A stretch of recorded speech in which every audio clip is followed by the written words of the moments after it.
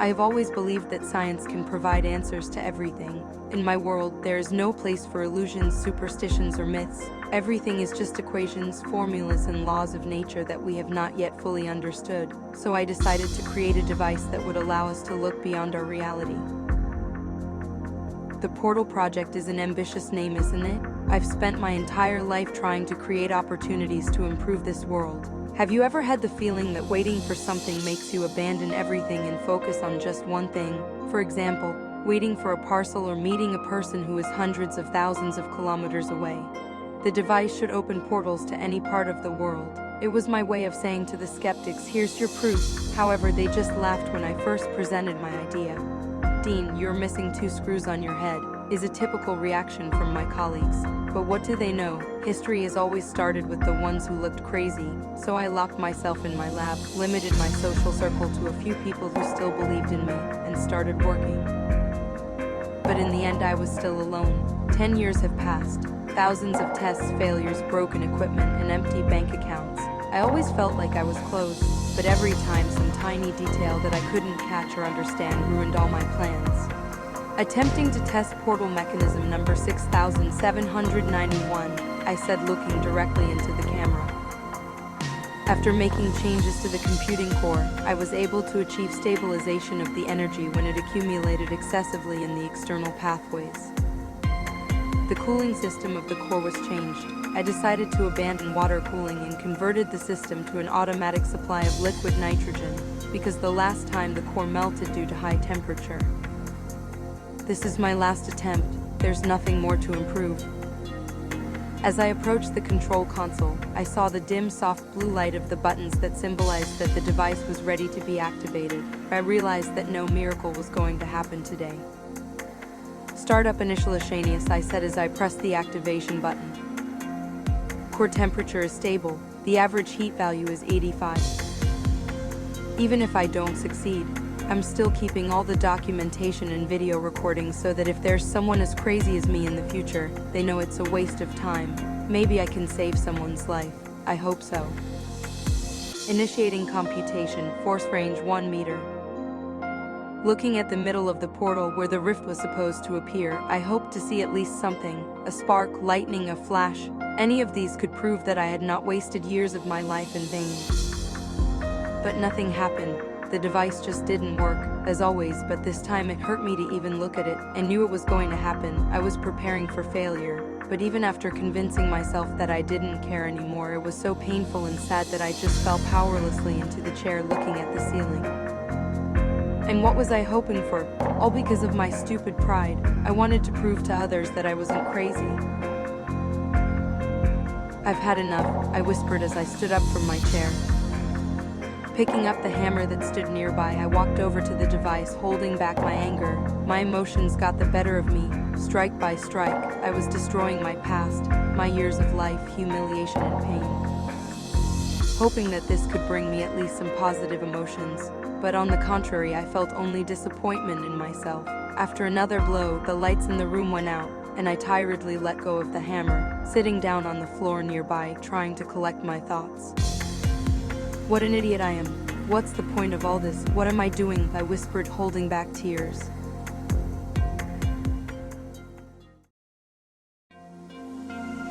The lights in the room turned on, blinking randomly. Then I realized that in the dust of emotions I had completely forgotten to turn off the device and even the camera, but it didn't bother me anymore. I didn't care anymore. Dean stands next to the portal machine while the light flashes in the room. When I heard the sounds of electricity squeaking, I raised my head to look. Just as I thought, the sounds were coming from the device in which I had damaged the electronics. With each passing second, the lights in the room began to flicker more and more. The sounds of exploding light bulbs seriously scared me, forcing me to get up to turn off the device. But having damaged the console, I couldn't turn it off. The room was instantly filled with a bright azure light, accompanied by the sound of electricity that seemed to be concentrated in one point. In the center of the device, something appeared that looked very much like a ball lightning bolt, the sounds of which were typically mixed into crackling.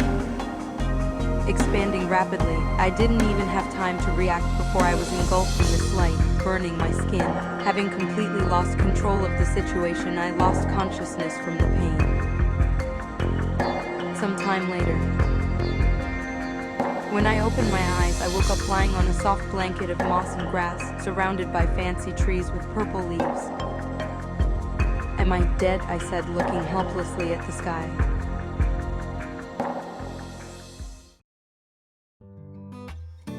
Before I knew it, there was a dagger to my neck. Turning my head back, I saw a stranger who looked very scared. "Are you here to kill me?" she asked angrily, clutching the dagger. What? No! "Don't lie, no humans come into this forest," she shouted, pressing her dagger to my neck. "Wait, please, I can explain everything. Just don't kill me, please, I won't hurt anyone." Silently looking into my frightened eyes, the stranger hesitated in her decision, seemingly not trusting me very much. Putting away the dagger, she walked away, holding the wand she had been hiding under her cloak. "Tell me who you are and why you're here."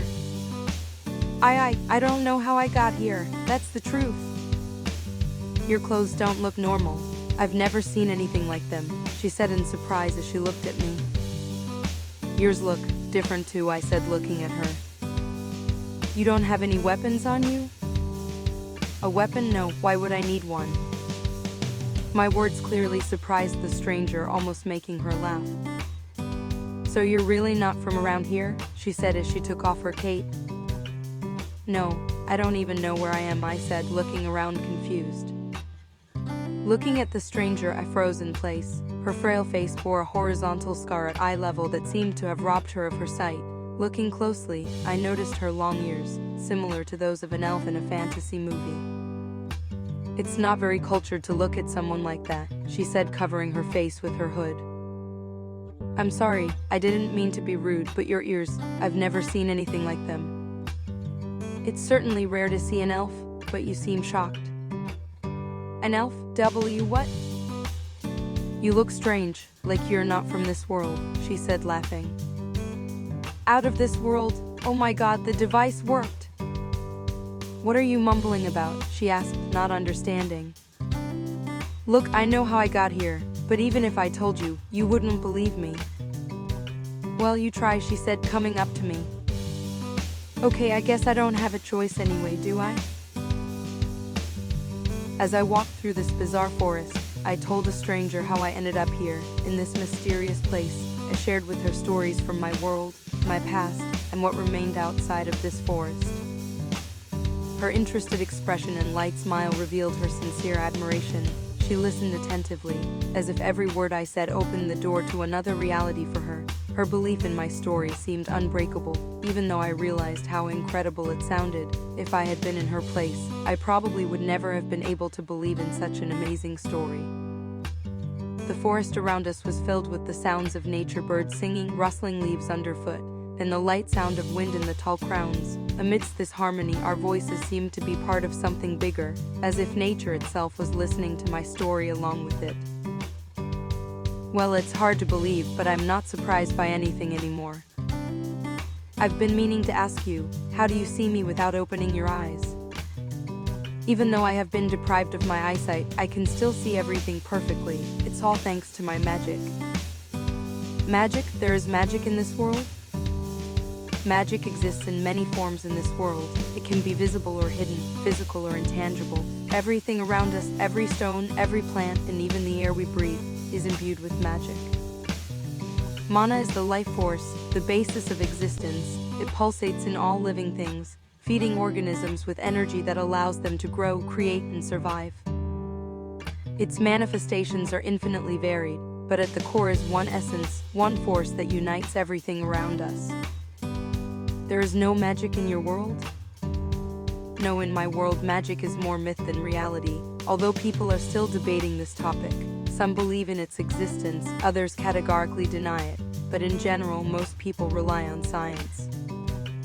Did you get here because of science? I can't even imagine how. Yeah, and now I don't even know how, or if I'll ever be able to go home. You want to go home? I don't know. Maybe I'm the first person to go to one of the parallel universes. It looks like it will be almost impossible to go back, so I don't even want to think about it.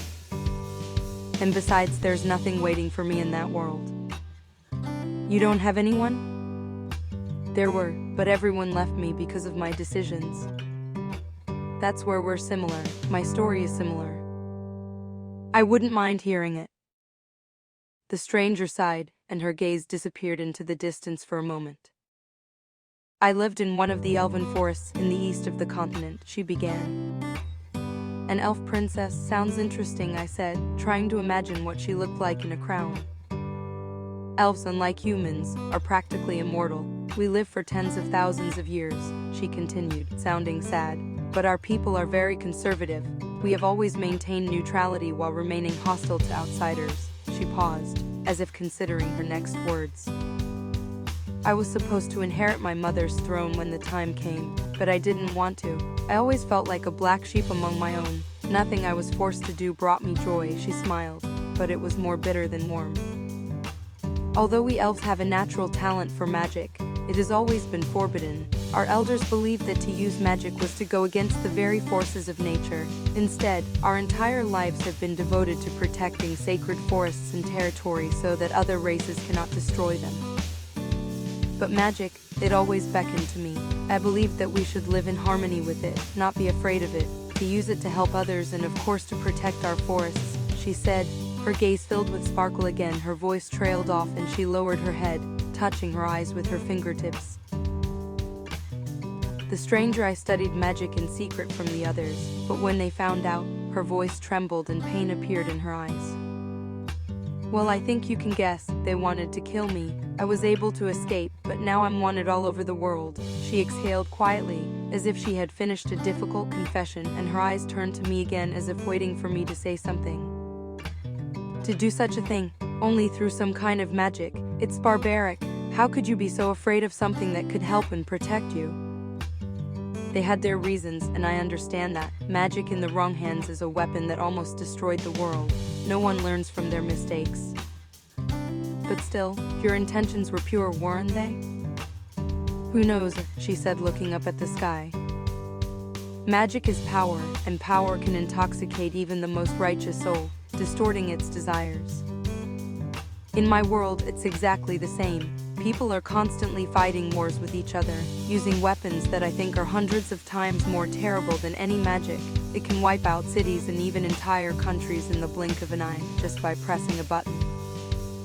Is that so? She whispered sadly. By the way, I don't even know your name. What's your name? I'm sorry, I haven't talked to anyone in years. I forgot to introduce myself. My name is Ivy. What's yours? You can just call me Dean. Dean? Yeah, I've never heard that name before, but I like it. I'll remember it. You don't have anywhere to go, do you? You're welcome to stay here. I don't mind the company of someone so interesting who doesn't want to kill me. Are you being hunted? For many years I have been hiding here from thugs who hunt me for bounties. This forest is very dangerous, so almost everyone who enters here unprepared will never leave again. Then I hope you won't leave me here. Don't worry, this is my home after all. All the creatures here know me, and they never come near me, and I in turn live without disturbing the balance here. Then I will gladly accept your offer. I don't mean to be rude, but I really have nowhere else to go, and I don't have any money. Haha, you're funny. Don't worry, it's a great place, you'll love it. I still haven't gotten over the fact that I'm in another world. You know, it's not normal to feel like I don't know or understand anything. Everything takes time, you'll get used to it soon. Approaching a small old wooden house, Ivy gently opened the door, and a pleasant aroma of antiquity and dry wood permeated the cool air. She stepped onto the wooden floor, which creaked under her feet, and looked around the space and went inside. The space was full of comfort copper pots hung on the walls, and various bottles, jars, and old books that held the knowledge of many generations were placed on the shelves. Ivu carefully arranged the collected herbs on the shelves, putting each bunch in its place so that they would not lose their properties. After carefully arranging the plants, she slowly moved to the old stove in the corner of the room. From under her cloak, she took out a long wooden stick, which she held in her hands with confidence, as if it were her most faithful companion. With a light movement, she touched the ancient fireplace with the wand, and saying a few quiet words of incantation, instantly lit the fire. The flames burned brightly, illuminating the room with warm light. It seemed that nature itself was responding to her request, giving her comfort and warmth. And magic is pretty handy, I said, looking at Ivy with admiration. Do you want to try to learn? I don't know. After what you said, I'm kind of scared to even think about it. Hey. Well, you have potential, but unfortunately, human life is too short to learn how to use magic to its fullest potential. I'm more interested in how your world works, metals, plants, animals. I want to explore it all. I am a scientist after all. There are scientists in our world too, but it looks like you'll be one of the best here, she said, smiling. I'm surprised that we speak the same language. In my world, every nation has its own language. In the old days, we used to have that too, but after one of the wars that almost destroyed the world, all the races agreed to switch to one language in order to solve problems diplomatically. Here you go, it's all written here, she said, handing me an old-looking book. Opening the book, I was greeted by familiar letters. The words were clear, even if they were slightly different from my language. You must be hungry. What did you usually eat? I'm not very picky. I eat whatever they give me. In my world, people like to eat meat most of all, but I don't eat anything but vegetables and fruits. In general, we eat anything that doesn't harm animals, just like all elves. In my world, people like that are called vegetarians. I'm sorry, I didn't prepare for the guests, so it's a little chaotic. You call this chaos? You should see my lab. Here, help yourself, she said, holding out a plate of strange-looking fruit. Looks like the fruit on your world is different from ours. I've never seen anything like it. This is delicious. You're going to love it. As I tasted the different fruits, which tasted differently from one to the other, I tried to draw parallels with the fruits from my world. Although their appearance was completely different, their flavors were surprisingly similar. It was like an echo of familiar sensations, only presented in a new, unusual way. These are delicious. Where did you get them? There are a lot of them growing all over the forest, and I have nothing to do anyway, so for me, picking them is like going for a walk. And what do you do here all the time? Do you practice magic? Not without it, but in general, just enjoying life. So you spend all day walking in the woods? Huh, that's not bad. And I know, she blushed. Sometimes I play musical instruments that I made myself. From time to time I read books or draw, I sing. Actually, I always have something to do, so I'm not bored, that's for sure. Sometimes I want to talk to someone, but now I have a great companion from another world. I love to talk, that's for sure. You know, after all these years of being alone, I never expected to meet someone who would treat me so naturally. But I've always wanted to make friends. Are you digging into fate? It's not scientific, but yes, I believe in fate. After all these years, I was able to complete my research, but the reward was not fame and fortune as I thought it would be. It was a one-way trip to another world. Perhaps it will be even better. Unexplored spaces for new discoveries. Sounds like the ultimate reward for a scientist. That does sound very interesting. You know, you and I are similar. You've dedicated your life to studying magic in order to help make life easier for others, and everyone has turned their backs on you for it. And I wanted the same thing, but to give people the ability to move freely, to get whatever you want in the moment, and all I heard was ridicule my whole life. And now I'm here with a girl just as crazy as me, in the middle of a world I don't know, eating some magical berries. Fate, there's no other way to put it. I never thought I'd be able to talk to someone like this. I'm glad I have a friend now. I want to explore this world, will you help me? I said, holding out my hand. I'd love to do anything I can, she said, shaking my hand. Then I guess we're not friends anymore. Not friends, she asked in surprise. Partners, we will explore this world, magic, everything together.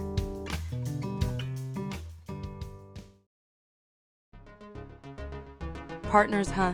That sounds incredible, she said with a gentle smile. Oh, that's going to take me a long time to read all of this, I said, looking at Ivy's book collection. You have plenty of time, we're in no hurry, especially me. You're right, then I'll start with the one you gave me.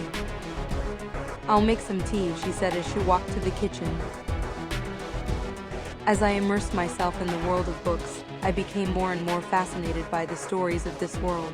Each page revealed to me new knowledge about the civilizations that came before us, and those that can still be found in this amazing place. Evie sat silently beside me, smiling slightly as she watched my eyes greedily devour line after line. She patiently answered my questions, explaining difficult points and supplementing what I could not understand on my own. The science of this world was surprisingly backward compared to mine, lagging behind by centuries in development. But there was something here that made it strikingly different from my world. Electricity was generated here with the help of magical crystals that stored energy reserves like ordinary batteries. However, what surprised me the most was that this energy was almost never used. My imagination ran wild, thinking about how many things could be created with these crystals. In addition to them, this world was rich in unique minerals, metals, and substances that had no analogs in my world. For example, shimmer is a substance that can temporarily make any material objects immaterial. This discovery stunned me, because in my world this seemed like something out of science fiction. Here, the reality was something we could only imagine. A fabric made of spider webs, incredibly strong and light, ropes that could be used in any conditions. It seemed to me that this world gave me the opportunity not only to learn something new, but also to possibly leave my mark by using these resources to their fullest potential. I really had something to do here. I was so engrossed in these books that I was completely immersed in a new world for me. The pages captured my imagination, revealing more and more details about cultures, magical artifacts, and unknown races. It seemed as if every word was the key to understanding this strange yet magical place. The next morning. Dean, wake up, it's time for breakfast, Ivy said, gently nudging me. Hello, my back, I said, holding my back. You fell asleep right on the books, but I decided not to wake you up. You were sleeping so sweetly. I'm still here, I mumbled as I looked around the house sleepily. You slept so long, I thought you were going to sleep all day. I learned a lot yesterday while reading books. I'm glad to hear that. Let's go while it's still warm. Breakfast. I don't even remember the last time I had breakfast. I used to sleep at work all the time, and when I woke up I would just keep working. If you want your day to be productive, you need to have breakfast, then you will have more energy and a better mood. I'll take your advice. Help yourself, she said, setting down a fruitcake with milk. Wow, it smells so good. Tasting the pie with its delicate apple-like flavor, I was swept away by a wave of fond memories. For a moment I felt like a child, remembering the mornings when my mother used to make this delicious breakfast. This aroma and taste transported me to the carefree days of my childhood, filled with care and love. My eyes moistened with emotion because these simple moments always remain the most precious in our memory. This is delicious, thank you, Ivy. I haven't eaten good food in ages. What do they eat in your world? Anything, but I didn't have time to cook, so I ate convenience foods. What are convenience foods? She asked in confusion. How can I explain it? Well, convenience foods are foods that have already been partially prepared so that you can cook them quickly. Imagine a pie that's already cooked, but you just need to heat it up and eat it. Wow, that sounds really interesting. It is, but it doesn't taste like your pie. Yours is much better, and besides, processed foods are very harmful to the body. Why? Oh, well, because when they are cooked, they add various food additives to make the food last longer and taste better, and then it's not easy for the body to get over it. Is that so? She said, looking out the window thoughtfully. And what is your favorite food from your world? Let me think, I said, thinking. I like sandwiches. Sandwiches? Sandwiches are made in different ways, but in general you put different sauces on bread, throw some meat and vegetables on it. Sometimes they are eaten cold, sometimes hot. I like them because they are easy to make. Well, then I'll try to make you that sandwich of yours. I'm curious to try it myself. When I get a chance, I'll cook you something from my world. Do you like sweets? I love it, although I only eat fruit, sometimes pies. By the way, I'm going to go to the western part of the forest. It's the season of lumigorol blooming. It's very valuable, so we need to stock up on it. Then I'm with you. I'll help you gather it. But we have to go at night. They only bloom when the moon is full. Okay then, this is a good opportunity to start learning about the environment. I'm glad to hear that. Later in the night, Dina and Ivy are walking through a purple forest at night. The environment is illuminated by the moon and pixies flying around. And yet, what a beauty it is, I said as I looked around. This forest is special. You know, everyone is afraid to come here because it's dangerous. But the forest and its inhabitants don't want to hurt anyone who doesn't want to hurt them. In all the time I've lived here, I've seen so many native creatures, many of them considered myths. This forest is called purple not only because of the color of the leaves on the trees, it's also because the mana that concentrates here is so strong that sometimes you can even see it. Its delicate purple color is the main reason why everything around it sometimes takes on this amazing rare color. And what's flying in the air, bugs? Haha, no, they're little spirits. They are sometimes called pixies. They're harmless, just flying around, looking for places with lots of mana to recharge their batteries and continue their cycle of endless flight. Is that so? I said, trying to catch one of them. You can't catch them, Dean. They have no material form. What if we tried to catch them in a bank? They'll just go right through. I wish I could sing a few of them. Why? I would keep them at home as a nightlight. If a person has a lot of mana, spirits can follow them around trying to recover. Here, look, she said, holding her hands up in the air. Ivy with hundreds of little pixies around her. Passing by a swarm of shimmering pixies, Ivy confidently walked forward, laughing merrily. The little creatures, as if guided by an invisible signal, took to the air in an organized fashion, moving in her direction. Every second, there were more and more of them, and their graceful flight was accompanied by a quiet but magical sound. Like the gentle crackling of ice in a glass, it created an atmosphere of magical anticipation, as if nature had frozen, watching them gather. How do you do that? I asked, fascinated by this amazing spectacle. I release my mana, allowing them to absorb it. Basically, it's like I'm feeding them my energy. Can I do that? Try it, she said as she walked over to me and took my hands. Imagine a soft, warm energy being born in your palms, pulsating with a pleasant calmness. It is as if small dew drops appear on your skin, slowly merging into a stream of pure water. The water flows gently, sliding through your fingers, leaving a feeling of freshness and harmony, as if nature itself is breathing through you. Closing my eyes, I concentrated, letting myself drift into the world of imagination, listening carefully to every word of Ivy's advice. Good for you, you're doing very well, now open your eyes. When I opened my eyes, I saw several pixies flying around my hands, curiously flying in and out of my hands, waiting for something. Oh, they're gone, I said as I watched them fly away from me. You lost your concentration, but for your first time you did very well, you did really well. So even I can use magic?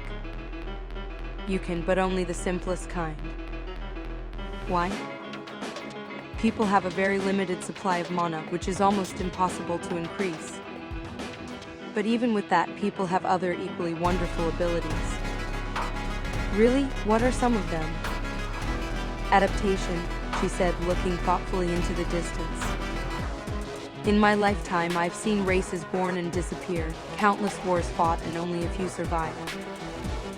Humans live the shortest of all, mana reserves are too low, and physical strength is also low. But with all this, people were able to survive all these wars, develop, and even win. No matter how difficult it was, no matter what the situation was, the humans were able to survive all of this, which many much stronger races could not.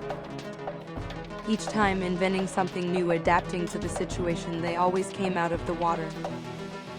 You, for example, came to another world, and in just such a short period of time, you were able to adapt and even began to explore it. Isn't that incredible? Well, I was just lucky to meet you, that's all. Believe me, I know that even without me you would have survived. Or become food for the local predators. Maybe so, but I think you would have managed. We're here, a field of lumigorol. The flowers are rarer than anything else in this world. Are they really that rare? They only bloom on one day in the summer on a full moon, and only in this forest. You can get a fortune for just a few of these flowers. They are the most valuable thing for alchemists, healers, and potionists. In the right hands, these flowers can heal even mortal wounds, cure almost all diseases, and create a universal antidote to any poison. The mana flower, its purest form, perfection. But be careful, these flowers have very sharp thorns. Don't hurt yourself. What are you going to do with them? Medicine, I'm making them just in case. Who knows what might happen? Do elves get sick too? Of course, like all other races. I see, I said as I picked the flowers. Do they have such strong medicine in your world? We have medicines for various diseases, but nothing that strong. In my world, it would be called a cure-all. People have been dreaming about this possibility for thousands of years. It would be wonderful to show the world such an incredible thing. How many thousands of lives could be saved? I think this is enough, she said as she put the flowers in a bag. Is it enough? Are you sure? We took even more than we needed. We shouldn't be greedy. Let them keep growing. A few days later. Really? And how did you come to that? Well, it seemed like it should work. I took a handful of sand in my palm and squeezed it with all my might, imagining each grain of sand melting into glass. When I opened my hand, there was a bizarre, chaotic glass ball in my palm, reflecting light with its uneven edges. Wow, you were able to use transformation magic? That's incredible, she said, looking at the glass ball in my hand in awe. But I still don't understand how you were able to teach it to yourself.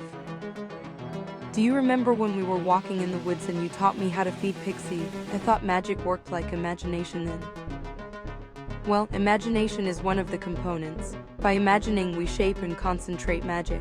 And in order to reproduce it and turn it into something material, we need to know the structure, understand the form and all the other properties of what we are doing.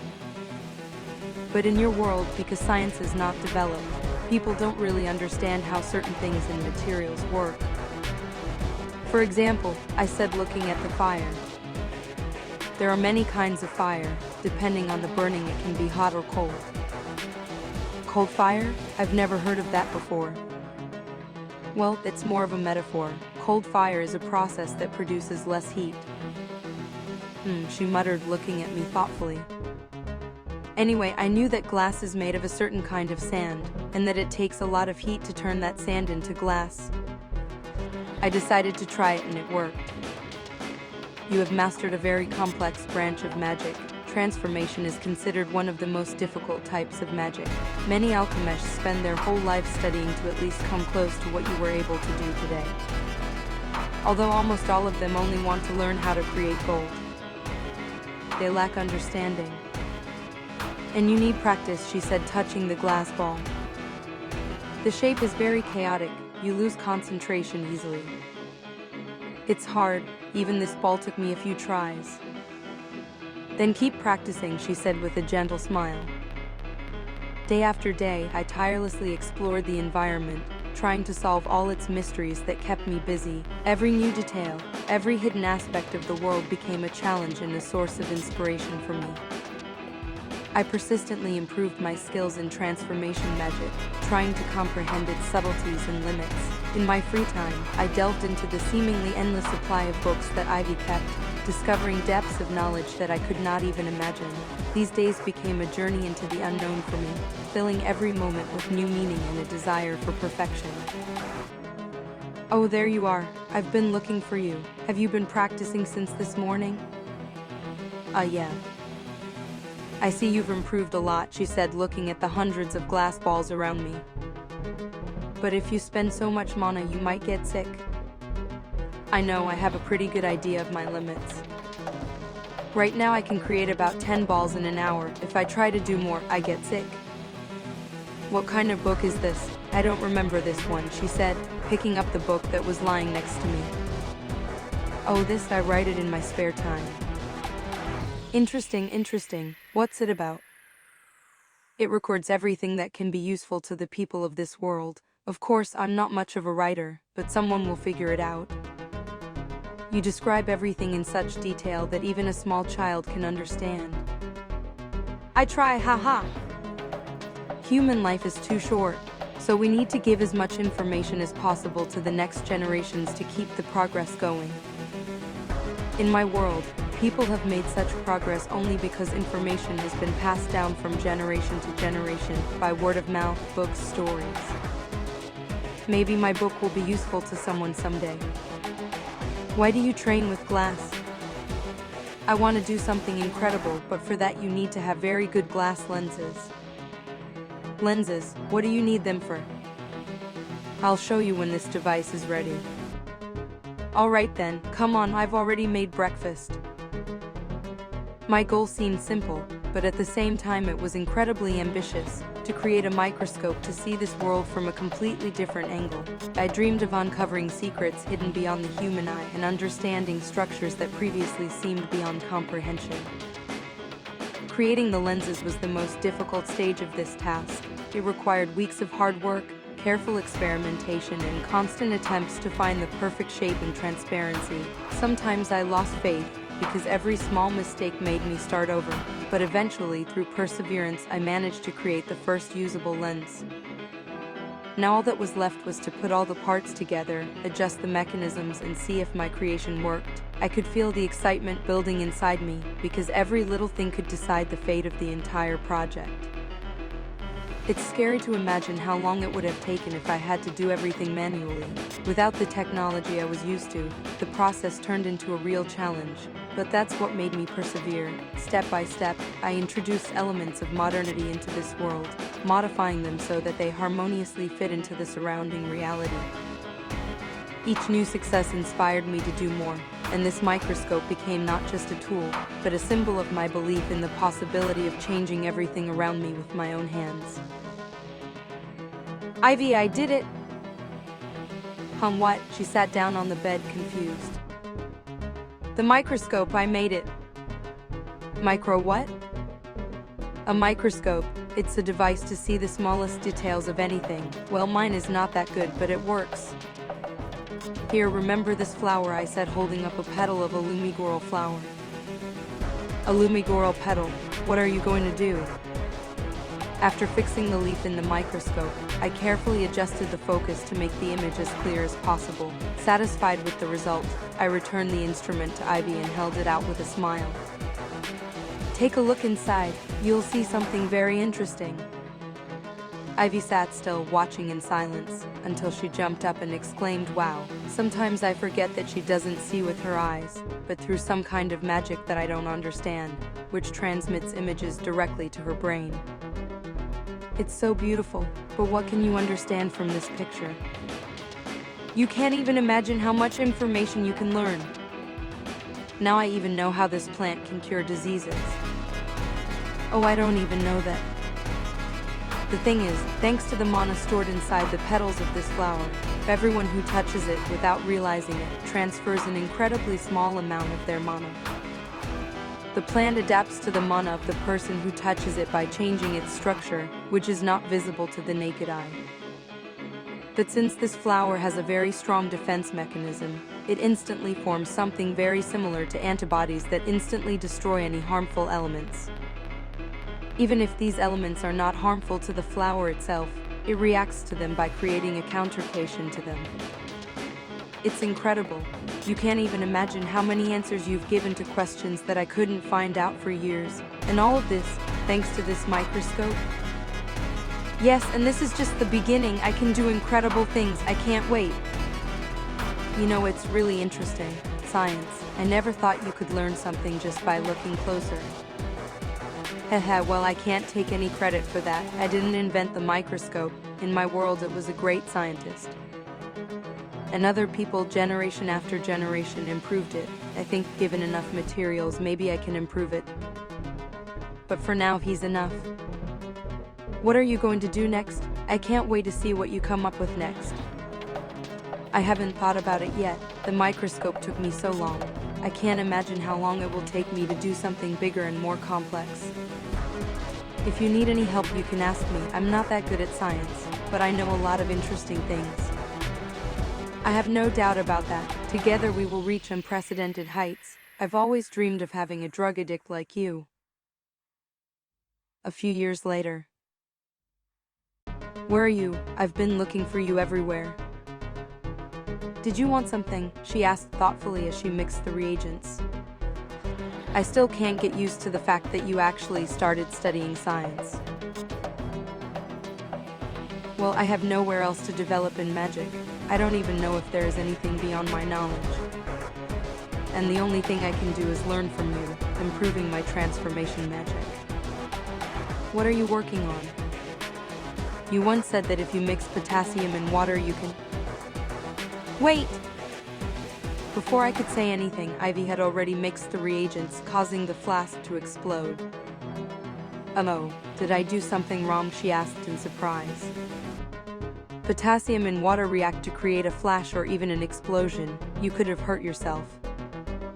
What was it? Iodine and sulfur or potassium and glycerin? If you want to kill us, you can just make nitroglycerin right away. It's not that bad. By the way, any progress? Well, how can I tell you? Basically, I'm missing a strong processor to make portal work in theory. Creating a processor, it's incredibly difficult, even using magic.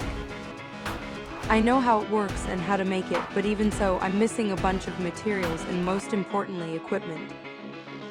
I don't even know if I'll live to see the time when I can make at least a few generations of processors, but you can definitely do it. You have enough time. I don't think I could do something this complicated without you. I can't even imagine this thing. Oh, how many years have I been here? If memory serves me correctly, it's been 4 years, 2 months, and 6 days since you got here. 4 years is a long time, although we've accomplished a lot in that time. If we can finish Portal and we go to your world, what will you do next? I've been thinking about this for a long time. On the one hand, I want to give people this technology, but I'm afraid that it might not be used for very good purposes. The best option I thought of was to modify it, make it work only in my world, without the ability for people from my world to interfere with this one. That seems like a wise decision, but are you sure? After all, it would open up new opportunities for both worlds. If you think everything is fine here, you're wrong. Maybe it will be for the best. Then you'll decide. Me, why? You've lived so many years, you should know better. I'll think about it later. You better figure out how to make that processor of yours. I'm working on it right now. It's not that easy. By the way, I was just thinking, the processor should just do math, right? Not exactly, but in general, in combination with other elements, yes, that's one of its tasks. I have an idea. I'm not sure if it will work, but... What if we use monocrystals? They say some of them have unique properties. I don't know. I'd have to look at one and study it first. There are several kinds of crystals on the top of the mountain. If you want, we can go and get some. Do you think that would work? You're the one who always says you have to check all the possibilities, right? You're right. How far is it to go? Yeah, it's a long way, but we can make it in a day. Well, then we'll go tomorrow. I have other plans today. The next day? Oh, I'm tired. Oh, come on, we're not even halfway there. I'm not used to this kind of physical activity. You need to exercise more often. I know that, but it doesn't make it any easier. I'm a scientist, not an athlete. Heh, if we go this way, it'll be faster, she said, pointing the way. Listen, I've always been curious. Is this really how you want to see my world? Of course I do. Wouldn't that be interesting, to see a world without magic? That's what I was thinking. I was just thinking, if there's no magic in my world, then you won't be able to see. Right, I hadn't thought of that at all, but you know, why not try? Maybe there is magic in your world, but it's too little to see. You've told stories about magicians, and many people believe in it, so I think it's possible. And if not, then I'll just go back home, if I can, of course. Many years have passed. I don't even know what's going on in my world anymore. I hope there are no wars at least. That would be very good. This is the place. There are many different magic crystals here. They have different colors. It's so unusual. These crystals are formed by the accumulation of mana that merges into material objects. And each one has different properties? That's right, although I know the properties of most of them, but in general they work like batteries. But also some of them still work in ways I don't know. For example, these green ones, they don't give off energy but rather absorb it, and instead start spinning and crackling, she said, filling the crystal with mana, making it spin in the air. Well, let's take a few of each and figure it out in the lab. Aha! The same evening. God, I'm so tired. How do you have so much energy? I muttered tiredly as I watched Ivy examine the crystals. I don't know, I'm not tired at all. Maybe it's because of my magical powers. Did you say that when you calculate a lot of information, the core or processor starts to get very hot? Yeah, and if you don't cool it down, it will just break. Well, then maybe this is what we need. What do you mean? As I approached Ivy, who was feeding the crystal with her mana, I felt a powerful gust of hot air. The crystal was spinning so fast that it was dispersing steam around it, making it look like our lab was about to blow up. Before I could even intervene, the crystal broke and shattered into thousands of small pieces. What was that? What did you do? Just as I thought, the crystal reacted to my mana, not just by absorbing it, but by using it immediately. In my mind, I imagined complex math problems that would take a very long time to solve. The crystal immediately transmitted the answer to my brain. It's the perfect processor. Well, it still exploded. Evie, that kind of temperature can destroy even a hard mineral. In my world, they also use crystals, one of which is obsidian, to make processors. Electricity and obsidian is the simplest processor in existence. It can't do a lot of math, but if we distribute the load on these crystals and connect a large number of crystals, that will transmit mana.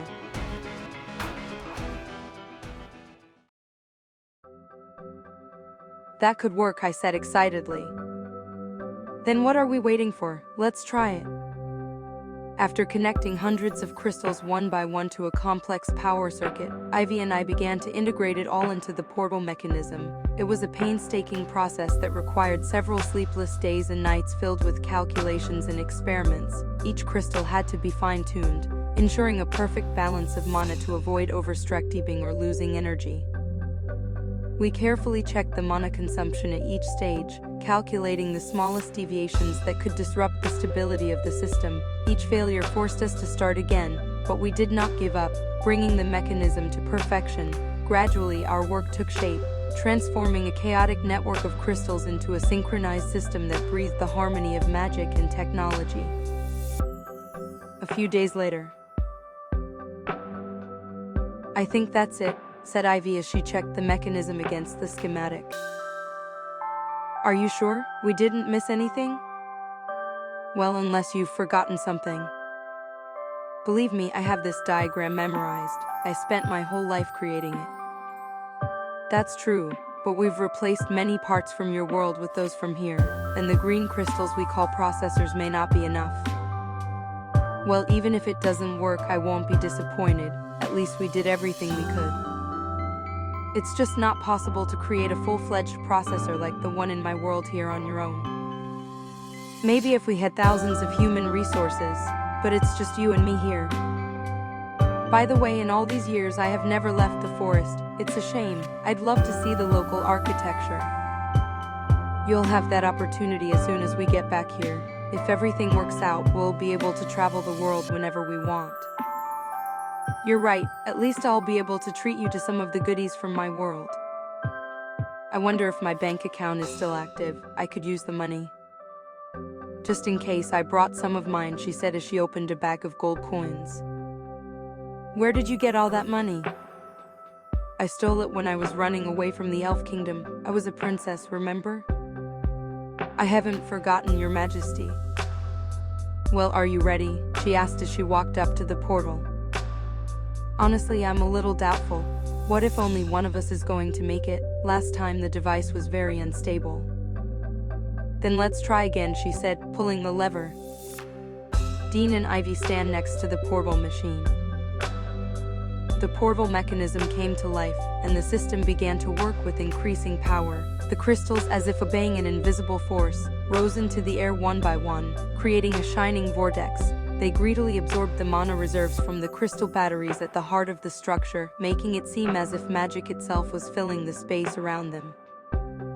The familiar sound of electric discharges gradually increased, becoming louder and sharper. The air was saturated with energy, and every second of waiting seemed like an eternity. Ivy stood next to me, calm and focused, like a sculpture. She patiently watched the process, keeping her cool even in the most tense moment.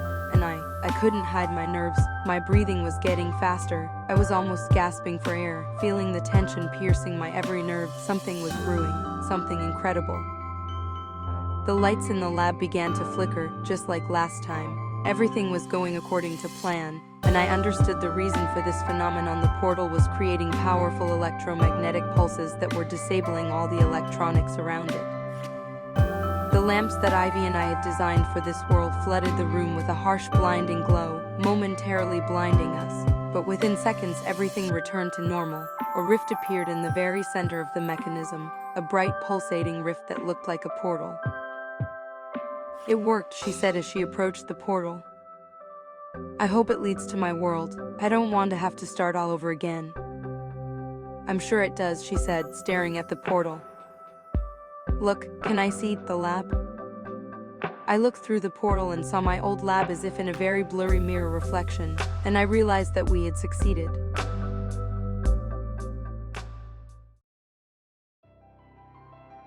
It looks like the portals have become adjacent. Shall we try it? Let's go, she grabbed my hand and ran into the portal.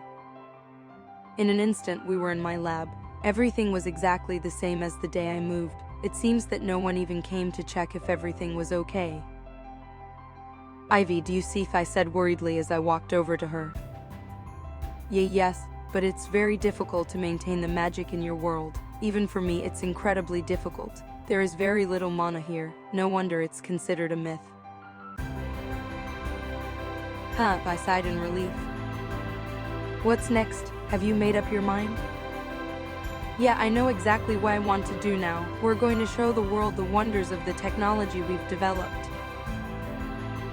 Many years later. Ivy's voice. Today we're going to talk about a prominent scientist of the 20th century whose name has become synonymous with innovation and scientific breakthroughs, Dean Ashford.